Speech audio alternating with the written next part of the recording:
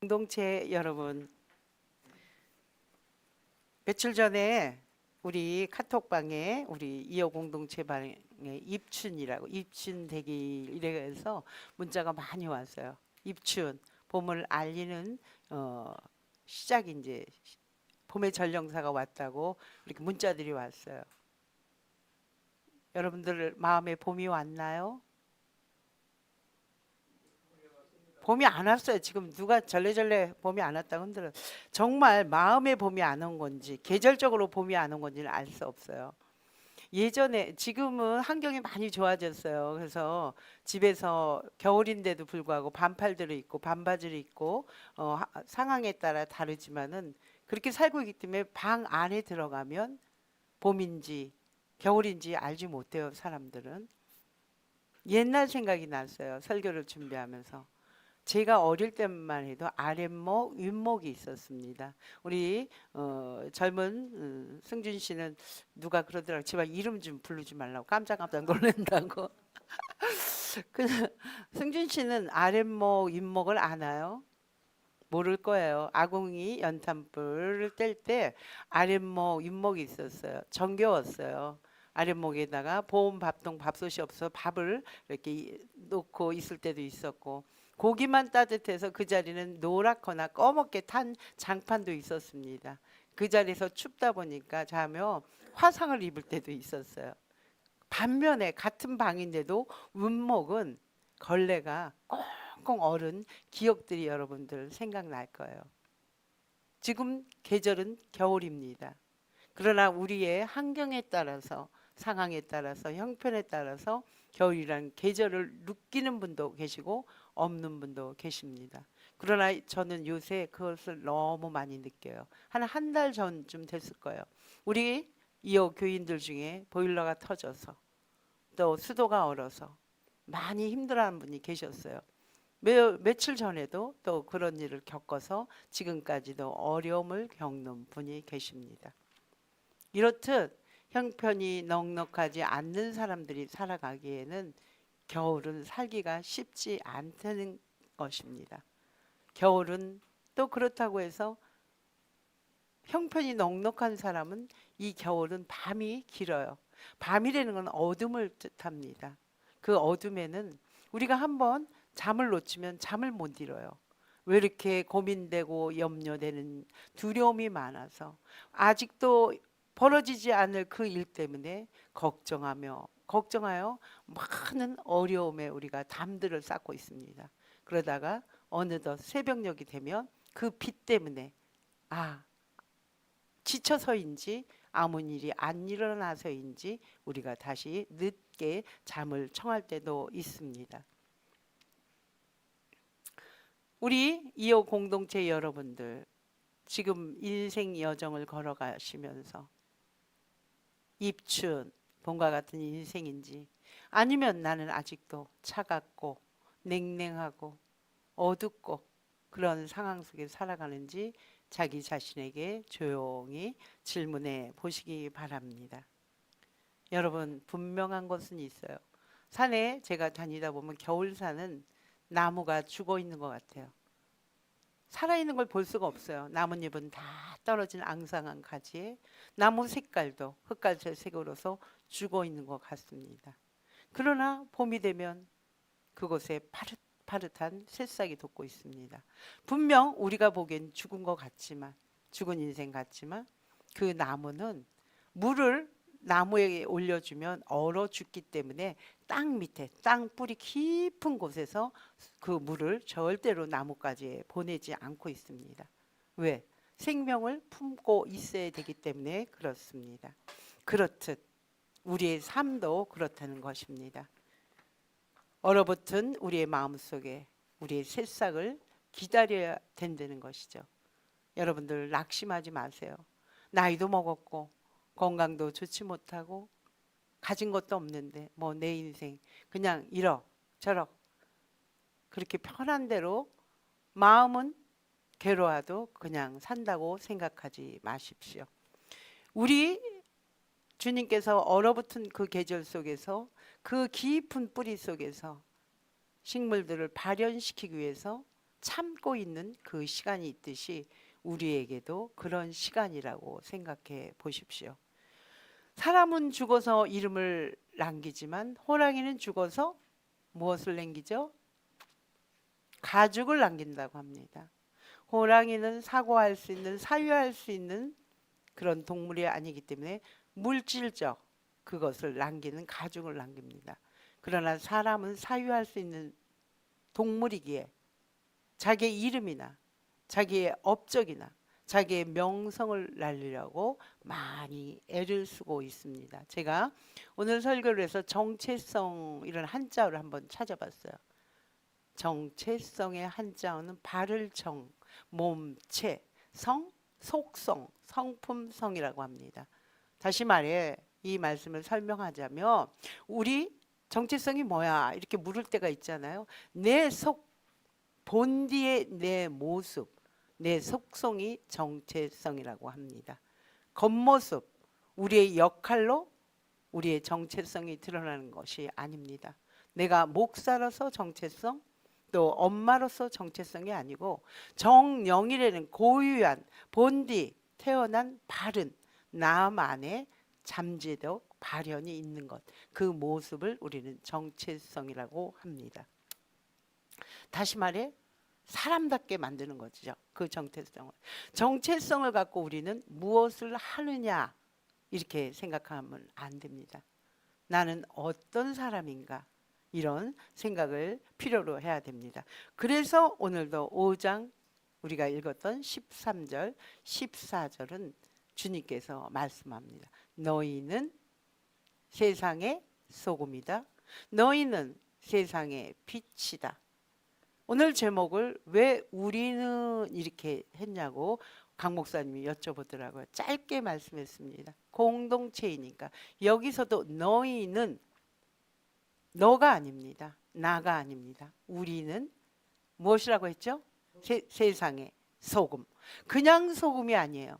세상의 소금, 세상의 빛이라고 하나님 말씀했습니다. 다시 말해 정영이는 세상의 소금이다. 정영이라는 이름 안에 진정한 정체성은 태어나서 부모가 만들어준 정영이가 아니고 정영이 너는 세상의 소금이야. 정영이 너는 세상의 빛이야. 주님께서 나의 그리스도인의 이름을 붙여주신 것입니다. 이것은 명령이 아닙니다. 이것은 이미 선언된, 이미 되어진 선포라는 것을 여러분들 기억해야 됩니다.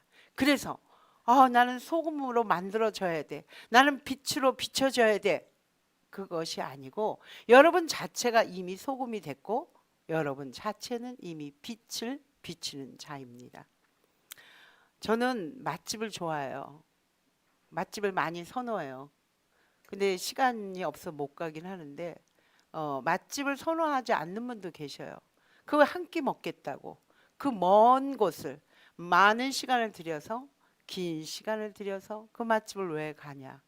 근데 그 맛집을 가는 이유가 있어요. 기분 전환도 있겠지만 맛집을 가는 것은 음식이 정결하고 맛있어서 갑니다.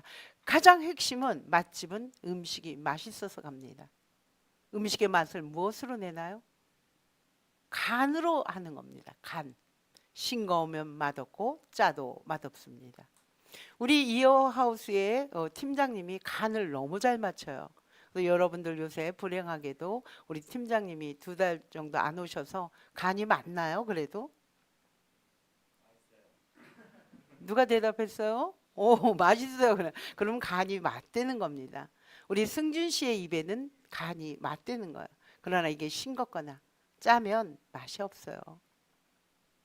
그러듯이 주님께서는 우리에게 세상의 소금이라고 합니다. 아무리 좋은 재료를 써도 가장 중요한 소금을 적절치 넣지 못하면 그 음식은 맛이 없습니다.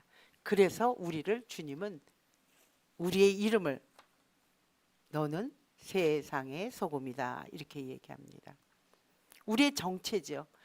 우리가 세상 사람 어울리다 보면 너무 친절한 사람, 너무 권위적인 사람, 너무 비밀이 많은 사람을 통해서 우리가 뒤에서 뒷말을 합니다. 저 사람 정체가 뭐야? 여러분들 그런 얘기 한 적 없어요? 그 사람을 보고 그 사람이 누군지 모르기 때문에 정체가 뭐야 하고 묻습니다. 우리 그리스도인의 정체성은 세상의 빛이다, 세상의 소금이답니다. 이상하지 않나요? 이 말씀을 보고 왜 주님께서는 제자들을 향하여, 부름받은 제자들을 향하여 너희는 소금이다, 너희는 빛이다 하지 않고 너희는 세상의 소금이다, 세상의 빛이다 이렇게 얘기합니다. 이 말씀을 잘 들어야 돼요. 교회 다니는 우리는 끼리끼리를 줘야 합니다. 교회 다니는 사람들만 어울리려고 합니다. 그러나 주님은 세상의 소금이 되라고 합니다.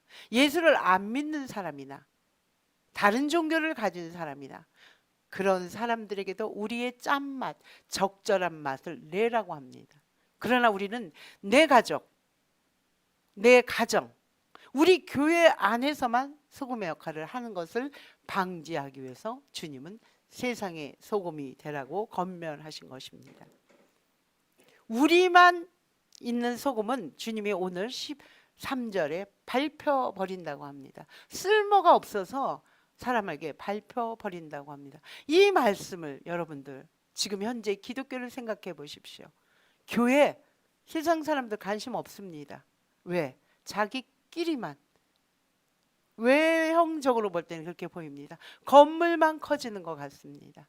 당신들끼리만 친절하고 상냥하고 다정한 것 같습니다. 매스컴에 나오는 안 좋은 소리는 교회 목사들, 교회 소리가 들리기 때문에 이미 세상에서는 소금과 같은 교회가 밟히는 존재가 되었다는 말씀을 주님께서는 합니다. 소금의 형체, 여러분 소금을 한번 떠올려 보세요. 오늘도 우리 아침에 일찍 와서 이어 식구들 맛있는 식사를 위해서 재료를 준비했습니다. 필수한 것, 그 음식이 빠지면 맛이 없는 것, 소금을 넣습니다. 그러나 그 소금을 넣고 그 소금이 그대로 있으면, 형체를 유지하면 그 음식은 맛이 없어요. 그리고 시간이 지나면 그 음식 재료는 썩어서 버릴 수 없는 것이 됩니다. 그만큼 그렇게 소금은 중요합니다. 그 소금을 통하여 우리의 건강도, 우리의 귀한 생명도 살리기 때문에 주님은 우리를 향하여, 우리 이호 공동체 식구들을 통하여 세상의 소금이다 이렇게 말씀해 주십니다. 그렇다면 내가 지금 소금답게 살고 있는가? 한번 잠시라도 자신에게 질문해 보시기 바랍니다.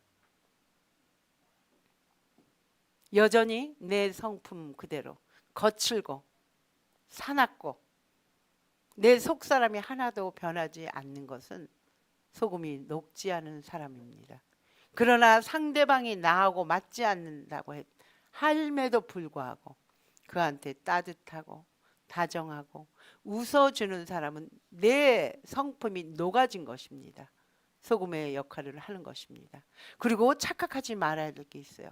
저 사람이 마음에 안 드는데 거친 말, 사나운 말을 안 해도 모른 척, 무관심, 말 안 하고 있는, 침묵하고 있는 것도 소금이 녹지 않는 것을 우리는 알아야 됩니다. 저 사람이 나한테 인사를 안 하더라도, 저 사람이 기분이 안 좋더라도 우리는 내 성품을 죽이고 그 사람한테 다가가 머리를 숙이며 인사를 하는 것입니다. 이것이 우리가 녹아지는 소금입니다. 왜 우리가 목소리를 크게 하고 목에 힘을 주는지 아세요? 나는 살아있어. 난 너한테 죽지 않을 거야. 자기 증명, 자기 가시를 사탄은 우리를 속이게 하는 것입니다. 사랑하는 여러분, 빛은 그대로 있지 않습니다. 빛은 조명은 번지는 게 없지만 촛불을 킬 때 그 촛불은 번짐이 있어요. 퍼짐이 있다는 거예요. 빛은 확산된다는 거예요. 그 빛은 따뜻함을 줍니다. 촛불을 한번 켜보세요.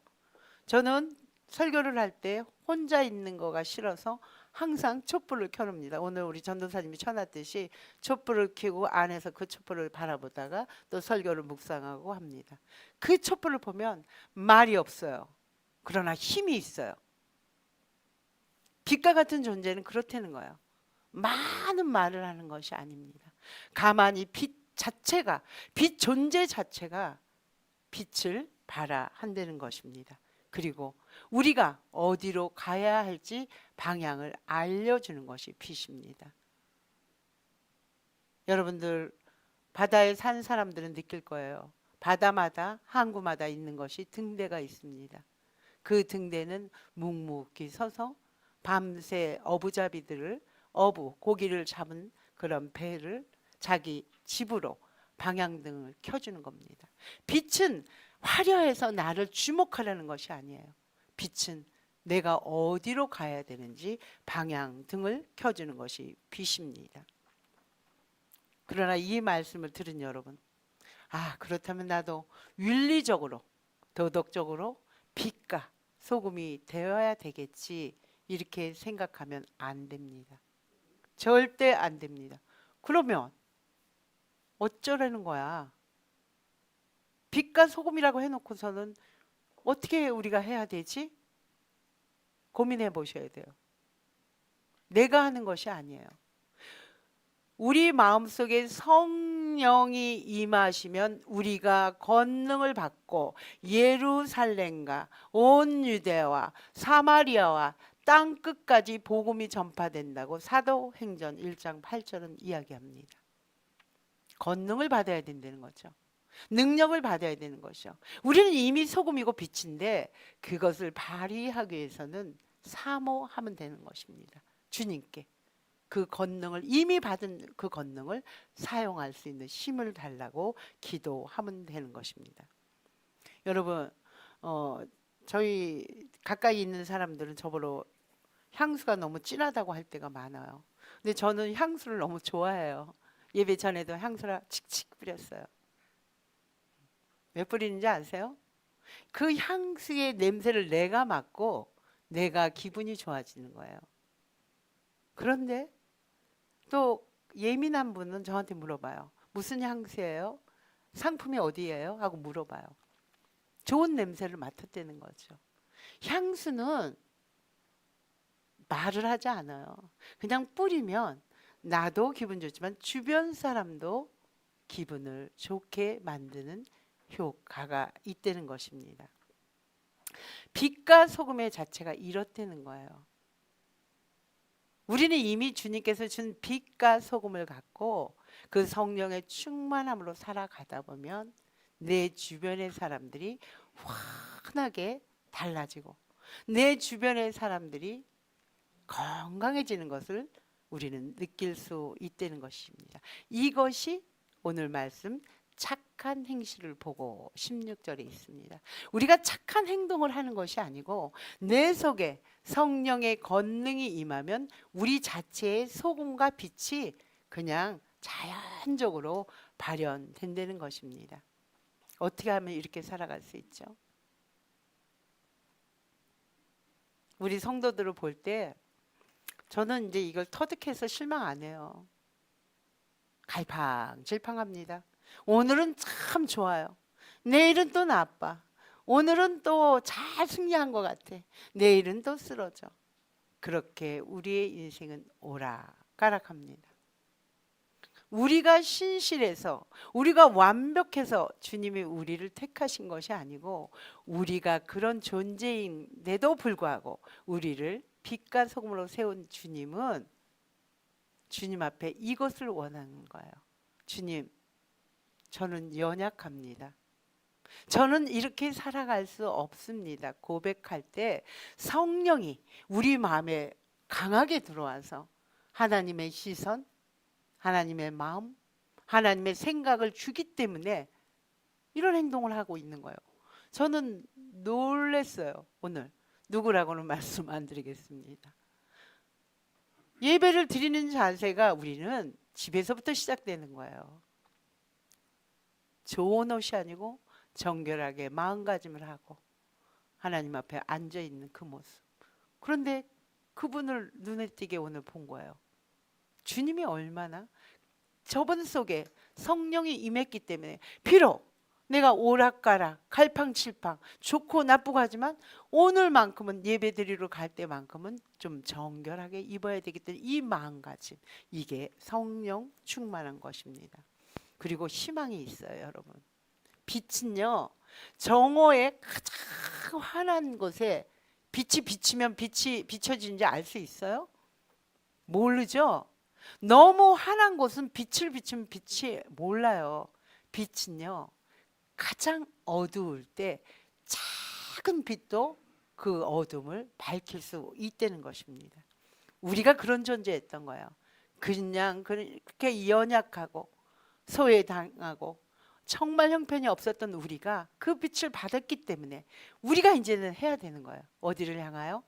약하고 가난하고 괴롭고 소외당한 자, 형편없는 자에게 우리가 다가가는 것입니다. 우리가 가야 될 곳이 바로 그곳입니다. 여러분 잘 기억하세요. 오늘 설교 말씀을 통해서 예수 믿는 사람만 내 형제다. 아닙니다. 세상 사람도 내 형제입니다.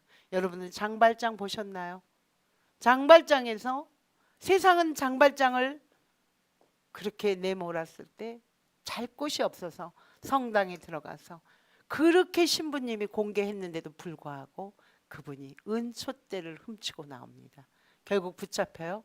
갔는데 그 신부님이 형사한테 뭐라고 하는지 아세요? 내 형제라고 합니다. 저 은촛대는 내가 줬다고 하나를 더 주면서 이것을 놓고 갔다고 하면서 도리어 줍니다. 장발장이 어디서 변했냐? 내 형제요. 내 형제요. 이 소리에 변한 겁니다. 세상은 우리의 원수가 아닙니다. 세상은 우리가 손을 펼 수 있는 빛과 소금, 그것이 세상인 것입니다. 그래서 우리 주님이 우리가 너무도 잘 아는 요한복음 3장 16절, 하나님이 세상을 이처럼 사랑하사, 이렇게 더럽고 지저분하고 악하고 거짓투성인 이 세상을 이처럼 사랑하사, 이런 세상임에도 알고 독생자 우리 예수 그리스도를 이 땅에 보내서 그 예수가 하나님의 아들 구주라는 것을 믿기만 하면 너희는 멸망하지 않고 영원한 생명을 준다고, 그렇게 해서 우리 예수가 이 땅에 오신 것입니다. 그리고 오늘 주신 말씀 제자들에게 이렇게 얘기합니다. 17절, 나는 율법이나 선지자를 폐하러 온 것이 아니다. 나는 완성시키려고 이 땅에 왔다고 합니다. 그 당시 성경 본문을 보면 바리새인과 서기관들은요, 율법 조항을 철저히 지켰어요. 율법 조항이 뭔지 아세요? 금식, 기도, 구제, 헌금입니다. 이 네 가지를 철저히 지켰어요. 그러나 이들이 안 지킨 게 있습니다. 약하고 가난하고 병들고 소외된 자를 무시하고 배제하고 그들을 상대하지 않았습니다. 그 율법을 우리 예수님은 폐하러 이 땅에 왔다는 겁니다. 그리고 완성시키러 우리 예수님은 왔다고 했어요. 그들은 종교적으로 자신들이 네 가지 행동을 철저하게 했기 때문에 나는 잘하고 있어, 내가 사는 게 맞아, 나는 옳아, 나는 하나님의 의대로 산다고 주장했습니다. 그러나 우리 주님께서는 너희들이 사는 것은 이율배반적인 것이다. 율법의 핵심 목적을 너희들은 상실했다. 내가 그것을 완성시키기 위해서 내 몸을 온전히 전부 너희들한테 십자가로 주고 떠나겠다 하신 것입니다. 율법의 완성, 사랑입니다. 하나님의 사랑과 이웃 사랑이 완전히 합쳐져서 함께 공존하는 것이 하나님의 의를 이룬다고 합니다. 하나님의 의, 하나님의 옳은 것, 하나님이 원하는 것, 하나님의 나라라고 얘기하고 있습니다. 이렇게 우리가 세상을 향해 살아갈 때 세상 사람이 이러는 거예요. 아, 저 사람은 우리와 달라. 인문학, 인간의 문이에요. 저 사람이 살고 있는 인간다운 결은 우리하고 뭔가 달라. 저 사람은 왜 저러지? 그것이 이어 하우스가 하는 것입니다. 믿지 않는 그분들을 통하여 우리를 원래 만든 하나님의 본래의 성품, 나답게 살게 만든 그 형상을 회복시켜 주기 위해서 이어하우스는 복음을 말로 전하는 것이 아니고 우리의 삶으로, 우리의 태도로 그들을 공개하는 것이 이어하우스입니다. 그래서 복음은 설명하면 안 됩니다. 빛은 말하지 않아도 번져 나가듯이 해야 되는 것입니다. 우리 성도님 중 한 분이 제게 이런 얘기를 해요. 목사님, 저는 선교사가 되고 싶습니다. 선교사가 되기 위해서는 신학대학원을 가야 되는 건가요? 아니라고 그랬어요. 선교사를 우리는 잘못 알고 있습니다. 선교, 하나님의 뜻을 전하는 것, 그 하나님의 나라를 전하는 건 지금 내가 서 있는 이곳, 지금 내가 있는 그 자리에서 하나님을 보여주는 게 선교입니다. 예수 믿고 구원 받으세요. 교리적인 신학적인 것을 알려주는 것이 아닙니다. 우리는 이제는 빛과 소금으로 증인의 삶을 살아야 됩니다. 오늘 말씀 들었죠? 빛은 경계를 넘어요. 빛이 비칠 땐 담도 없습니다. 그러듯이 우리는 아무도 배척하지 말고 모두에게 그 따뜻한 빛, 말없이 그 빛을 전해야 됩니다. 여러분, 그런데도 불구하고, 이런 말씀을 들었는데도 불구하고 내가 죽겠어, 나는 아직도 겨울이야, 저 말씀이 내 귀에는 하나도 안 들어와, 내 어둠은 점점 깊어만 가시는지요. 걱정하지 마세요. 그 어둠에 우리 주님이 우리를 위해 빛 되신 그분이 이 땅에 오셨기 때문입니다. 어둠이 가장 깊을 때, 가장 깊을 때 새벽은 옵니다. 혹시 여러분 중에 어둠이 가장 깊은 분이 계시는지요? 우리 교회에 가장 좋아하는 복음성가입니다. 실로암. 히브리어로 실로암은 연못이라고도 하지만 보냄을 받았다. 다 우리가 이 땅에 온 것은 보냄을 받은 거예요. 하나님께. 그 보냄을 받은 삶이 선교자, 선교사의 삶을 사는 것입니다. 우리 아직 어둡다면 주님 앞에 손 드십시오. 내 마음이 어두울 때 주님이 빛이 들어오면 그 빛이 우리는 알 수 있는 것입니다. 그리고 우리 방향은 이미 결정난 것입니다. 이제 우리의 이름은 당당하게 말씀하십시오. 나는 정영이가 아닙니다. 주님께서 나의 그리스도인의 정체성으로 영이가 아니고 세상의 소금이다, 세상의 빛이다. 이름에 걸맞게 우리 주님은 우리를 옷 입혀 주셨어요. 그 이름에 맞게 우리가 살아갈 때 주님은 우리에게 이름표를 붙여 주셨습니다. 잊지 마십시오. 초등학교 들어갈 때나 어떤 세미나를 할 때, 모르는 사람을 만날 때 꼭 명찰 이름표를 답니다. 이름표는 내가 하려고 다나요? 타인이 나를 모르니까 나를 알아봐 달라고 다는 것입니다. 여러분들의 이름표는 세상의 소금, 세상에 빛이 되는 것을 잊지 말고 기억해 주시기 바랍니다.